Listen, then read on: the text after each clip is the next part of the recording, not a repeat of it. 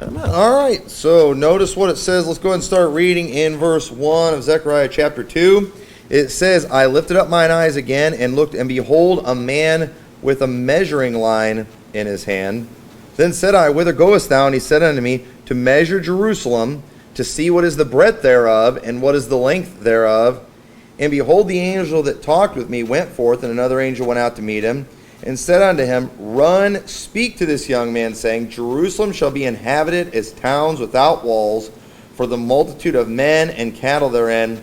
For I, saith the Lord, will be unto her a wall of fire round about, and will be the glory in the midst of her. So one of the things that we're seeing in this prophecy right here, like many prophecies in the Old Testament, is one that had an intended fulfillment for those days. Okay, now I really need you to get this concept here. Okay, one problem that we have when battling the pro-Israel crowd of today, a real challenge that you have with when you're fighting or debating, whatever you want to call it, dispensationalists, is the fact that dispensationalists, they have no set rules for how they interpret scriptures. They have no consistency at all. They jump around to all over the Old Testament, and they never use context. And they get away with it because of the fact that their audience is always completely clueless about the context of those scriptures. So as they jump around from scripture to scripture, it's easy for them to look like they really know what they're talking about. Wow, he pulled a quote from Zechariah. I have no idea what that book's all about. What's this talking about? It's talking about this guy with the measuring line in his hand and all this stuff. So they'll take verses from places like this. They'll take a verse from Ezekiel, and then what they do is they'll show a promise that's there, and then they will tell you how this now has to be fulfilled. Otherwise, God is a liar. And if you don't agree with them, you're saying that God is a liar. And this works as far as getting people on board if your audience is ignorant. Okay? And we're never going to be able to straighten the dispensationalists out as far as getting their doctrine right. But if we can educate people on certain concepts of the Old Testament and just the Old Testament in general, then they're going to be able to see through this junk. Because obviously there's a million examples we can go to, and there's a lot of verses that they can go to. And if people don't know the context, they're going to be able to put one over on you. So something that you need to understand about Old Testament prophecies is that the prophecies we see in the Old Testament, they had an intended fulfillment for that day. Okay? Now let me ask you this, because this is something I think all would agree on, including the dispensationalists. Do we agree that it was always God, God always knew Jesus was going to die on the cross? Yes, obviously there's no doubt about that. God always knew that was going to be the plan. Okay? But did the Jews obey God or disobey God when they had Jesus crucified? They disobeyed, didn't they? They did not do what he told them to do. They were supposed to receive the Messiah, weren't they? Now, just because God knew that they were going to kill the Messiah does not mean that that was God's will, at that time, or that was God's command for them to do that. Okay? God knows a lot of things. God knows some people are going to kill themselves. Doesn't mean it's God's will for them to kill themselves. No, but God in his will and his sovereignty and his power, he often is able to put things in place and guarantee certain things were going to happen even if people didn't do his will. So one thing you've got to understand when you're reading the Old Testament is a lot of these promises that we see, God would often give promises of things he's going to do, but then God would also tell Israel, this is what you must also do. And one thing that we find out after we read through the entire Bible is Israel always failed on their end, but yet God still managed to keep his promises. But because Israel didn't do what they were supposed to do, it often means that they aren't going to be on the good end when it comes to God keeping his promises. And I'm going to show you some examples that kind of as we go through this. So I say all that to say, when you look at this chapter here in this book, you got to understand, when Zechariah wrote this to the people, it had an intended fulfillment. It had an intended meaning for those people in that day. But the children of Israel did not do what they were supposed to do. So now we know from the New Testament that the promises that God gave in here are going to be fulfilled still, but in another way.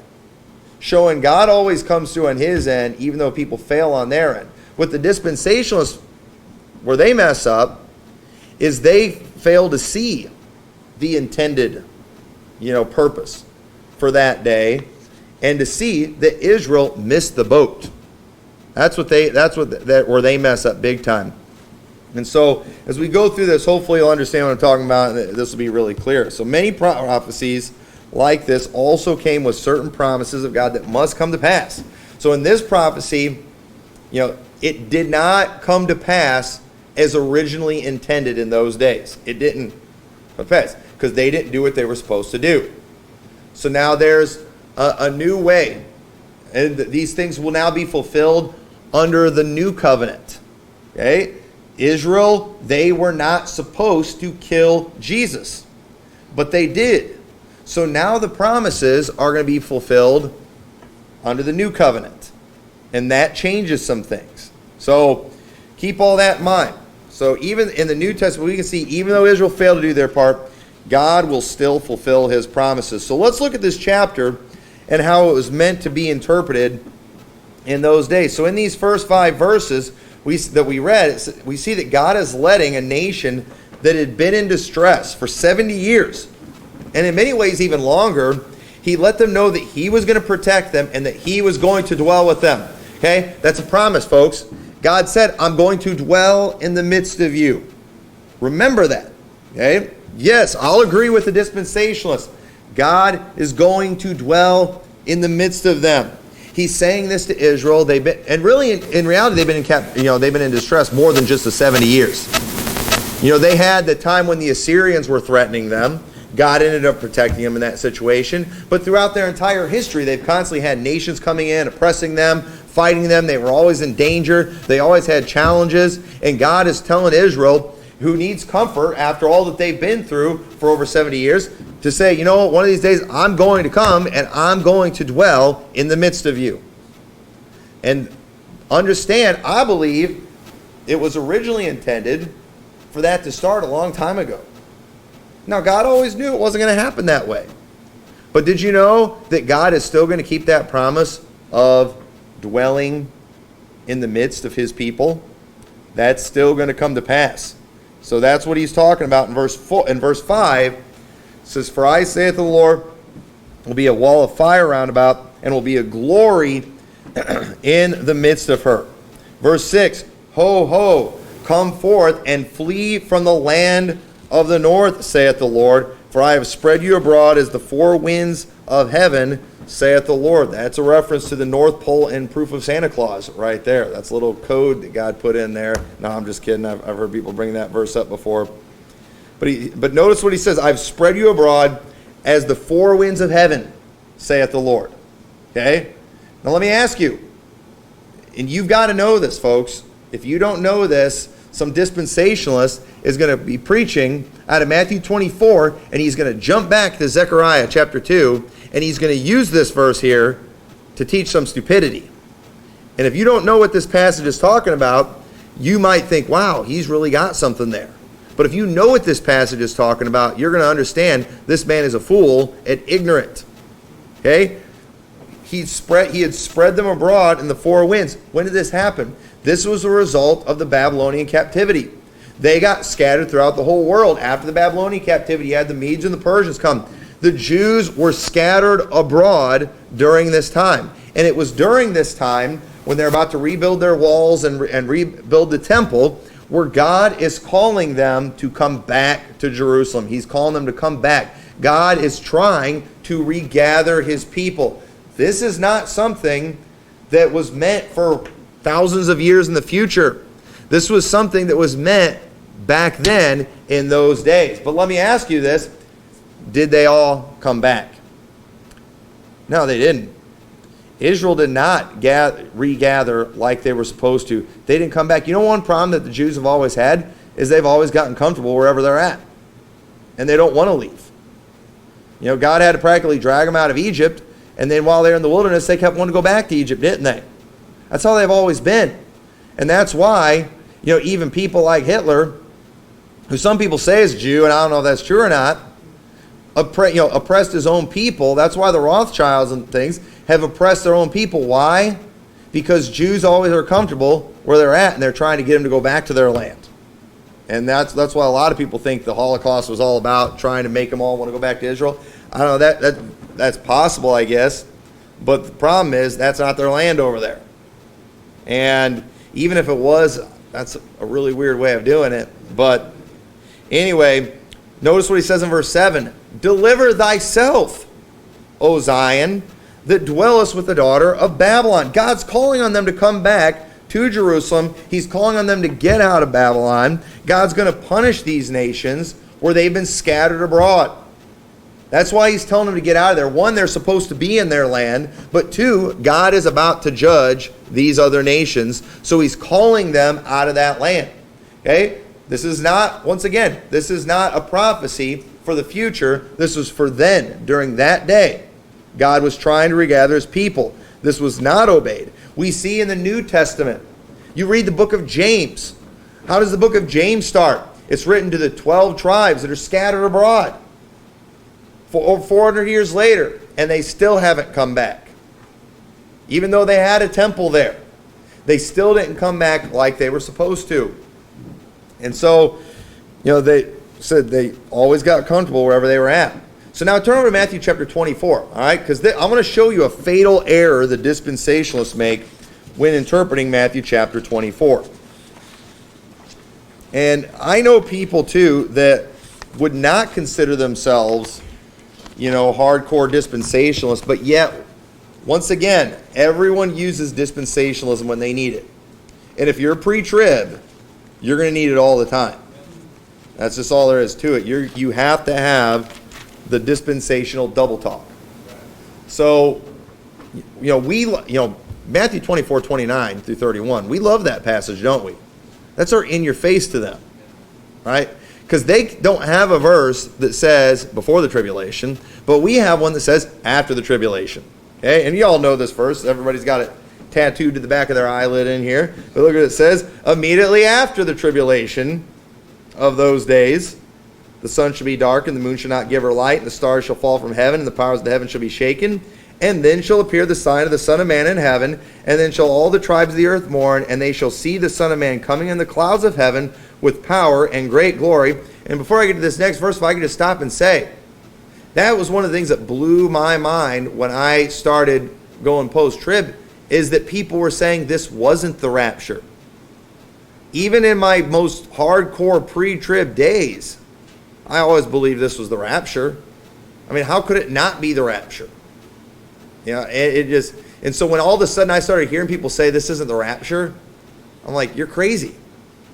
If that's not the rapture, you know, if Matthew 24 has nothing to do with the rapture, then how come we've been making fun of Peter Ruckman and all these other weirdos that set dates for the rapture and saying no man knows the day or the hour?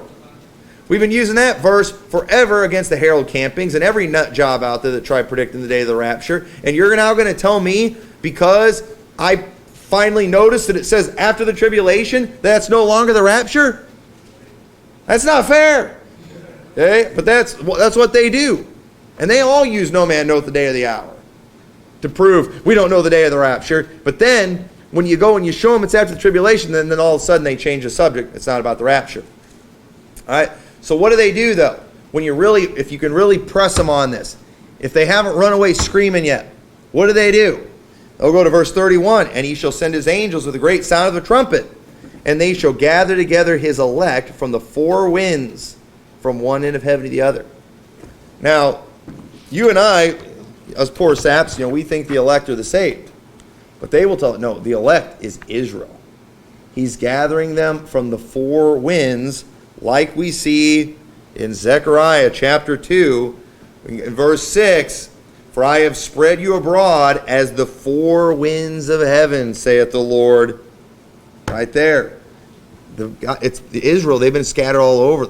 And one of these days, God is going to bring them back. He's going to gather them all up. His people have been scattered abroad. And then that's where I spend the next 20 minutes talking about all the oppression of the Jews. What the Russians did to them, what Hitler did to them, the Holocaust, these nut jobs that deny the Holocaust, blah, blah, blah. And I tell you a whole bunch of, Jew stories. And then it's talking about how great the Jews are. And all these nut jobs out there that think that they're the Jews. What's that all about? Well, here's the thing. What we see there in Zechariah, with them being scattered, from the four winds, what we see in Matthew chapter 24, I actually do believe that there is a connection there. Okay? I do believe that it is appropriate to kind of make a connection there. I get why, on one hand, why they're doing it, but on the other hand, they're missing something. They've completely forgotten some things. And it's not that they forgot, they've just never been taught these things because they've been lied to. And I'll say more about that as we go through this. So they'll teach us as a regathering of Israel. And here's what they also need to do. They need to decide, okay, and it's ridiculous to ask a pre-tribber or a dispensationalist to be consistent in their Bible interpretation. But you need to ask them, when was this fulfilled? Was this fulfilled in 1948? When Israel became a nation again? Jews are all coming home. You look today, thousands of Jews every day going back to their homeland. God's fulfilling this prophecy that He's going to gather them from the four winds. I hear Him say that all the time. Okay, all right, if that's how you're going to interpret that, then what about Matthew 24, verse 31, when it says that it's, after the tribulation, He sends His angels to gather the elect. So when is this fulfilled? Is it fulfilled right now or in 1948? Or is this fulfilled after the tribulation? They need to pick. Okay? They need to decide which one of these they're going to follow, and they'll just use whichever one they need for whatever argument they're having at that time. But they're never going to be consistent on this. They can't be consistent. But look at verse 8. It says, "For thus saith the Lord of hosts, after the glory hath He sent me unto the nations which spoiled you, for he that toucheth you toucheth the apple of His eye." Don't mess with Israel, folks. Don't mess for Israel. Mark her down, son. You stand against Israel, God's going to be done with you. John Dorsey. I've heard him say that before. Anybody know who John Dorsey is? My favorite camp meeting preacher. All right. Oh, man. He's on that video that I just posted of the people running around. You can see him up on the stage. Any good camp meeting video, he's in the room or somewhere on the video. But the preacher's always mark her done. We mess with God's people, God's going to be messing with us. Because God cares more about Antichrist Jews than He does about all the babies that we're killing. They don't seem to be as worried about that. They're more worried about Trump, cutting some funding to Israel than they are about bills sponsoring abortions and funding Planned Parenthood and things like that. I tell you, if they put a bill out there saying, all right, we're going to cut funding to Planned Parenthood, but with it, we're also going to compromise, and we're going to cut funding to Israel too, Baptists wouldn't know what to do. Oh man, we can't cut funding to Israel, otherwise we're going to lose God's blessing on our country. We can't do anything against them. You touch her, you touch the apple of God's eye. That's what they say. They love bringing up this verse. There's a bunch of nut job goofballs, and John Dorsey preaches at this conference every year. It's called the Hope of Israel Conference. And they've got on their poster, they have an apple on there with the Israeli flag on it. Okay, because they're the apple of God's eye. It just makes me sick. Makes me sick. Just wicked, ignorant, trash foolishness. And you know what makes me so mad about that conference? I mean, when I saw the redneck hick nut jobs that were going to be preaching at this thing, I wanted to watch those sermons so bad, and they didn't post them online, and I'm still bitter about that. I wanted to hear I wanted to listen to John Dorsey get up and preach a message on Israel. I would pay money. Okay, if somebody out there can find a sermon online, you can send me of John Dorsey, preaching on that from that service, man. I'll give him $20. All right, $20. I want it that bad. I might even go up. I could probably be tempted to pay more. That would be just pure gold, pure entertainment. But it says in verse 9, for behold, I will shake mine hand upon them, and they shall be a spoil to their servants, and ye shall know the Lord of hosts has sent me. So why did God say this? He that toucheth you toucheth the apple of his eye. Because he's about to punish the Babylonians. He's going to punish the Babylonians. He's going to punish these nations that had hurt his people. And this already happened. God dealt severely with Babylon. You could read a lot about what God did to them, through Alexander the Great in history. The Bible doesn't record these things, but I mean, they got hammered hard. Why? Because they messed with God's people. This already happened. This isn't a prophecy for America if we stop supporting Israel. This was something that was for back then, during that day, and you're going to have a hard time finding one of these idiots preaching a message about supporting Israel without them going to Zechariah chapter 2, verse 8, and applying that to countries today and saying that's because they mess with God's people. They are not God's people. God's promising that he's going to deal with those nations, the ones who have messed with them during their day and during that time, and God did that very thing. Verse 10, sing and rejoice, O daughter of Zion, for lo, I come, and I will dwell in the midst of thee, saith the Lord. And many nations shall be joined to the Lord in that day, and shall be my people, and I will dwell in the midst of thee, and thou shalt know that the Lord of hosts hath sent me unto thee. Okay? This technically should have taken place when Jesus Christ came the first time. He told him, I'm going to dwell in the midst of you. I'm going to dwell in the midst of you. That's what he's promising them here. This was supposed to happen technically during the time Jesus Christ came the first time. But verse 12 says, and the Lord shall inherit Judah, his portion in the Holy Land, and shall choose Jerusalem again. Be silent, O all flesh, before the Lord, for he is raised up out of his holy habitation. Okay, now last week we talked about this. Once again, what does it mean when God says he's going to choose Jerusalem? It means his temple will be there. That's what that means. His temple will be there. I showed that last week.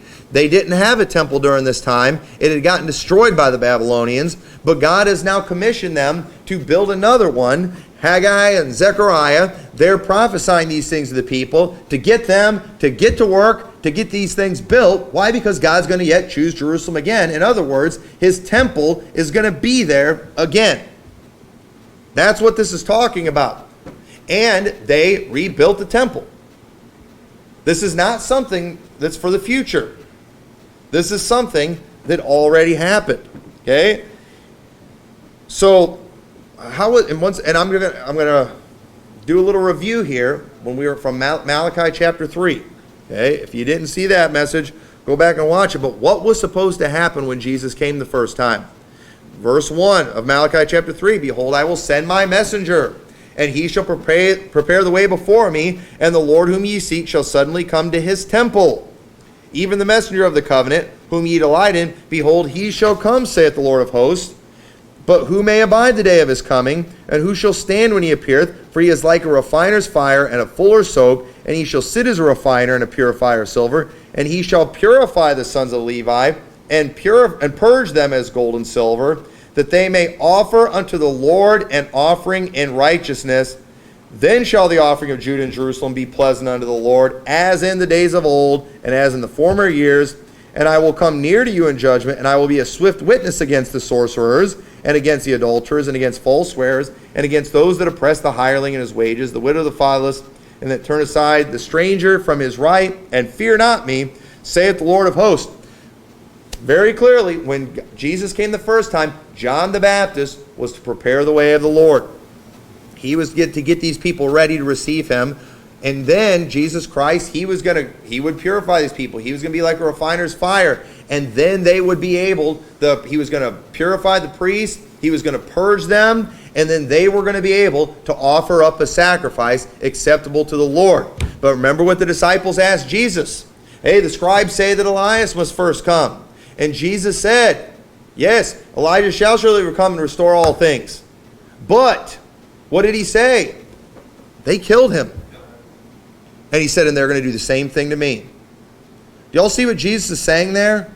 He was saying, yes, Malachi chapter 3 is right, but they didn't do what they were supposed to do. They killed John the Baptist. They're going to kill me. That's what, and so therefore some things changed. The old covenant didn't work, and Jesus brought in the new covenant, a better covenant. So understand that some of these things here that we see in Zechariah, it didn't play out the way originally intended. He did not end up dwelling in the midst of them. He did not end up defeating their enemies during that time. None of those things happened during that time. In fact, 40 years after Jesus ascended into heaven, what happened? Israel received the worst persecution that they ever had. They had a time like a time they had never had before. They suffered the worst destruction ever. I mean, Jerusalem was wiped out to the point that just like Micah the prophet prophesied, I mean, it looked like a plowed field. You couldn't even tell that city, that Mount Zion, had ever been inhabited. That's how completely and utterly it was destroyed. In fact, many people, the preterists, look at that time, and if you read about it in history, and they will tell you that it was the tribulation. And I will tell you that on one hand, I will say that yes, it was the tribulation, but the problem is, in that tribulation, they didn't get delivered. The rapture didn't come for them. You know why? Because all these promises of deliverance were to God's people. They didn't receive Jesus Christ as their Savior. So when their tribulation came, you know what it was? It was just that. It was just tribulation, no deliverance. And so now, so the old covenant tribulation that came, it just meant destruction for them. But when the real tribulation comes, the New Testament tribulation comes, that there are some very close similarities to what we see in the Old Testament. When it comes, it's going to play out like we read about in the New Testament, where instead of us delivering ourselves from Babylon, God's going to do it for us. Just like in the Old Covenant, we see how they were supposed to purify themselves. We see under the New Covenant, we don't purify ourselves, Jesus purifies us instead. In the Old Covenant, we see one thing after another where Israel is supposed to do these things themselves. They couldn't do any of it. In the New Covenant, Jesus did it all for us.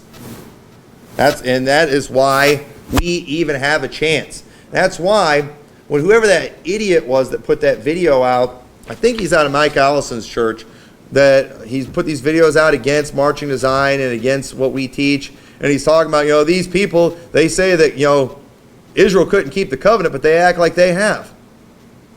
Well, yeah, I have, but not by my works, but I have by his works. So, yeah, there's a big difference between us and Israel. Because in the new covenant, Jesus did it for us. And these people, it's like they still think these Jews have a chance without Christ, and that's a bunch of garbage. It's trash. It's heresy. It's wicked. So this, so had these things taken place, and I don't want to spend a lot of time on this, but I believe Jesus would have caused the Ezekiel temple to be built, and it would have lasted forever. That's what I think. People look at the Ezekiel temple in Ezekiel chapter 40 through 48, I believe it is, and they act like it's something that's still to come. And I'm not going to take time to go through the parts in Ezekiel. We might go into some of it in some later weeks. But let me just say this, and I'm going to prove this to you beyond a shadow of a doubt. There will not be an Ezekiel temple. There will never be an Ezekiel temple. There will be another temple, I believe, that the Antichrist will, it will be one that is supposed as the temple of God. They'll call it the temple of God. He'll go in there and he'll do his thing, but it's all a fraud. It's all meant to deceive. But there will never be a temple, again, where any sacrifices are done that take away sins. Ever. There never will be one. And I don't care what you read in the book of Ezekiel, that's not going to happen. Why? Because that prophecy in Ezekiel was an outcome assuming Israel did what they were supposed to do. And newsflash, they didn't do what they're supposed to do. So that temple got replaced by a new temple, the body of Jesus Christ. And I'm going to prove to you, there is no future temple where sacrifices, real sacrifices that take away sins, are going to be done. It's not going to happen. It never will. The dispensationalists are nut jobs. They're wrong. And they are completely going against the book of Hebrews when they even say that. Because Zechariah chapter 2, while I've been showing you in here how there was an intended fulfillment for that day, I want to show you, though, that some of these things that are in here actually, those still have some significance for future prophecy. So now let's look at how it's going to be fulfilled now. Because the first Israel would not obey God, but Jesus obeyed God for us. That's one thing we're very thankful for. The first Israel would not believe Babylon and come to the first Jerusalem, but Jesus will deliver us from this present evil world that we're strangers and pilgrims on, that we are scattered abroad upon. We will be delivered. We will be snatched out of here by the angels, kind of like Lot was snatched out of Sodom and Gomorrah. They had to drag him out of there. We don't do the things ourselves that we're supposed to do. So Jesus does them for us. Okay, and so when these guys want to go to Zechariah chapter 2 and act like this is what we're seeing in Matthew chapter 24, then how come God told them in Zechariah chapter 2 to deliver themselves? He was telling them themselves to leave. How come we don't see that in Matthew chapter 24? It doesn't say, get yourselves in heaven. No, he's going to send his angels to do it. They're going to gather us up after we have seen him and after he's changed our vile body.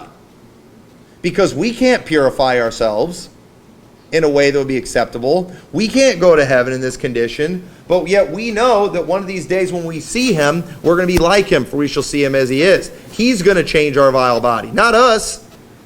We can't cleanse ourselves, but his blood has, and when we see him, he will change us and we'll be like him.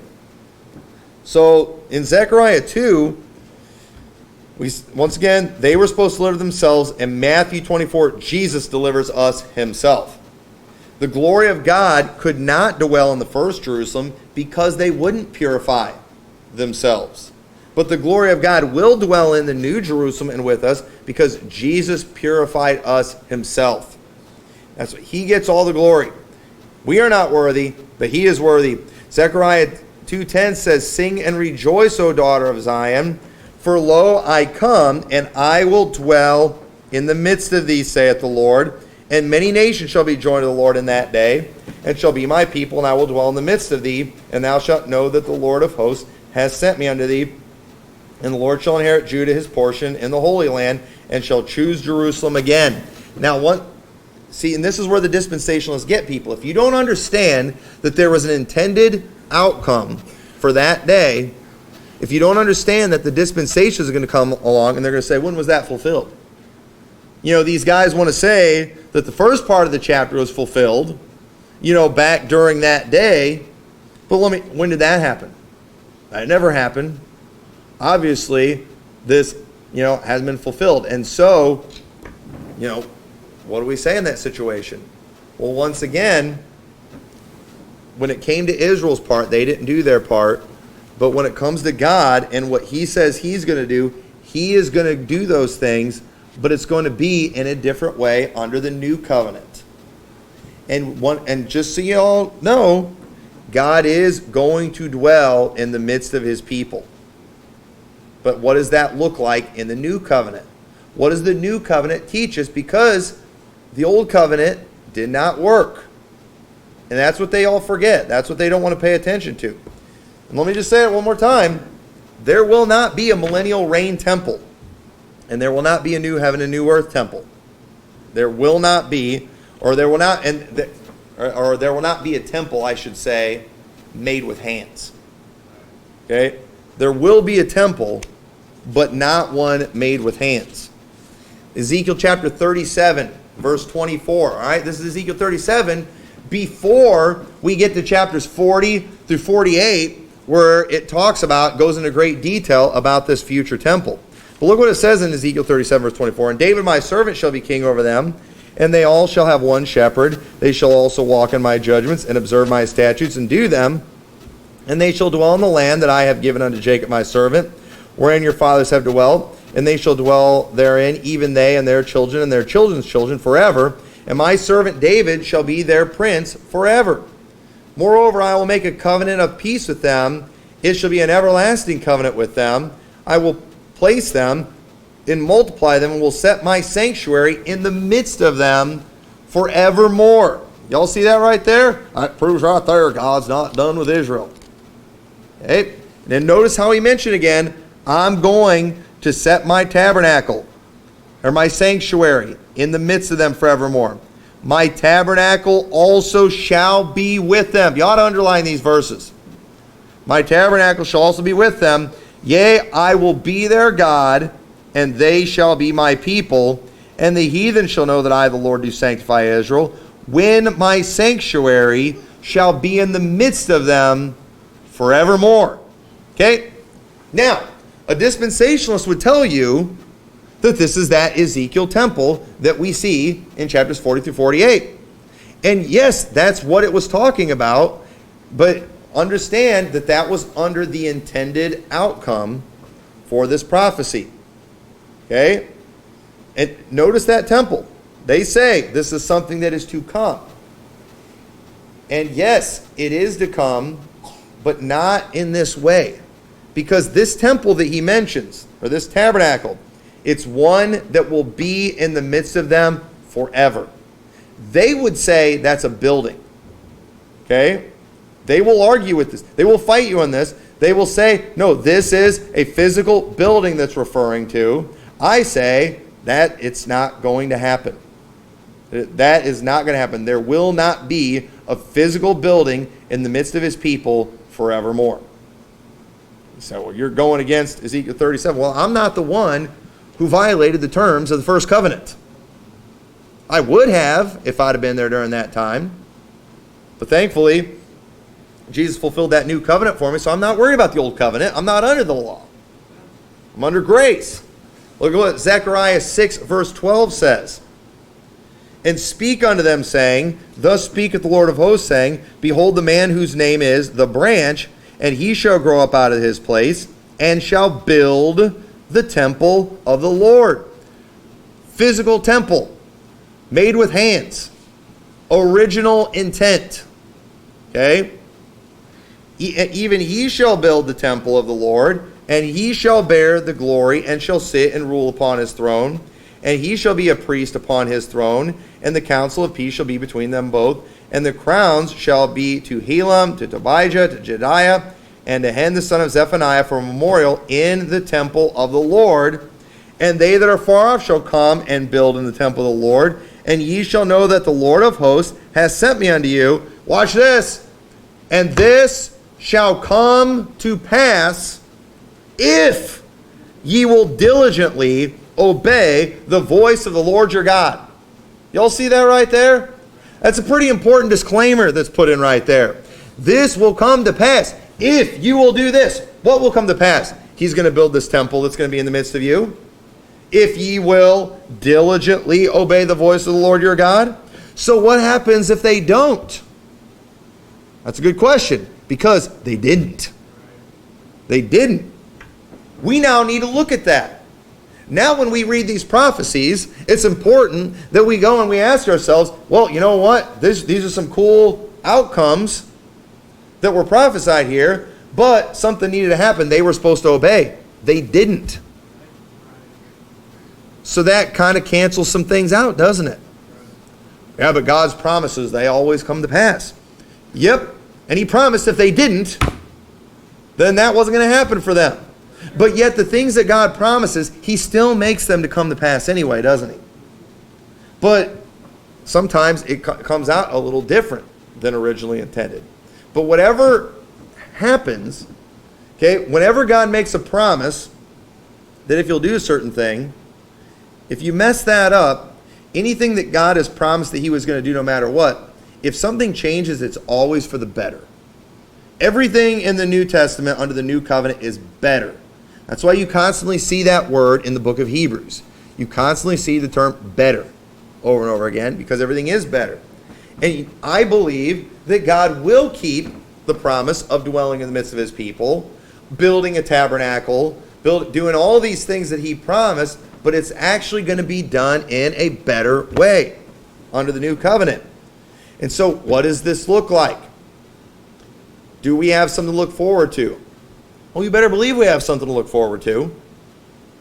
Now, while the dispensationalists are looking for a building that, let's just admit, you read the book of Ezekiel, probably would have been a pretty cool building.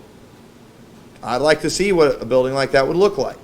I'd like to see what Solomon's temple looked like, or even Herod's temple that was in Jesus' day. That'd be a pretty cool sight to behold. But what do we have to look forward to since we don't have the beloved building to look forward to? Well, actually something a whole lot better. Look what it says in Revelation chapter 21. This is New Testament. The Old Covenant, they did not obey. Everybody knows that. Revelation 21:1, and I saw a new heaven and a new earth, for the first heaven and first earth were passed away, and there was no more sea. And I, John, saw the holy city, New Jerusalem, coming down from God out of heaven, prepared as a bride adorned for her husband. And I heard a great voice out of heaven saying, Behold, the tabernacle of God is with men, and he will dwell with them, and they shall be his people, and God himself shall be with them, and be their God. Now, doesn't that sound a lot like what we read in Ezekiel chapter 37, when it says, and I will make a covenant of peace with them, should be an everlasting covenant. I will place them, I will multiply them, put my sanctuary in the midst of them forever. My tabernacle shall also be with them. Yea, I will be their God. They shall be my people. Do you all see the similarities between these? Now let me ask you, if this is going to come to pass with a building for Israel, then who's included in Revelation 21? Are we going to have two different gods dwelling with two different people forever? Or do we all have the same God? Okay, we serve the same God of the Old Testament, don't we? But look what it says in verse 22. Well, he's one, but he's going to dwell in the temple. He's going to dwell in the temple amongst them, like he said in Ezekiel. No, he's not. Look what it says in verse 22. And I saw no temple therein, for the Lord God Almighty and the Lamb are the temple of it.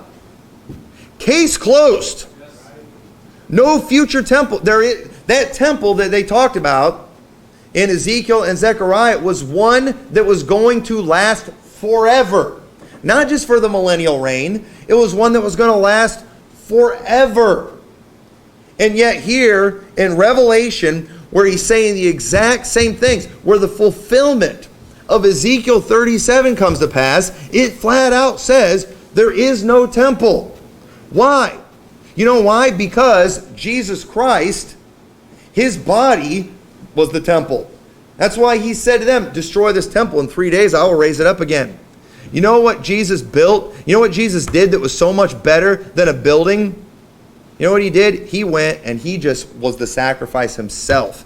He gave himself, his own body, as the sacrifice for sins. He paid for the sins of the whole world. He died, and 3 days later, he rose again from the dead, and he ever liveth to make intercession for us. He no longer has to go into the temple daily. There doesn't need to be any yearly sacrifice anymore. Therefore, we need no building like they would have needed under the first covenant, because under the first covenant, if they would have received them, then they would have had to have a high priest forever. They would have had to have sacrifices forever. They would have had to have the Aaronic or the Levitical priesthood forever, like originally given in the book of Leviticus. God told Aaron. God chose him and his generations, and it said forever. That's what he said. He didn't say temporarily or just during this dispensation. He said no. He said forever. But they failed, they messed up, so Jesus brought in a better covenant with a better priesthood, with better sacrifices, and a better temple. And these dispensationalists don't even realize, while they just get, they get so disgusted by replacement theology, they don't even realize they're trying to replace Jesus Christ with a building. There's some replacement theology for you.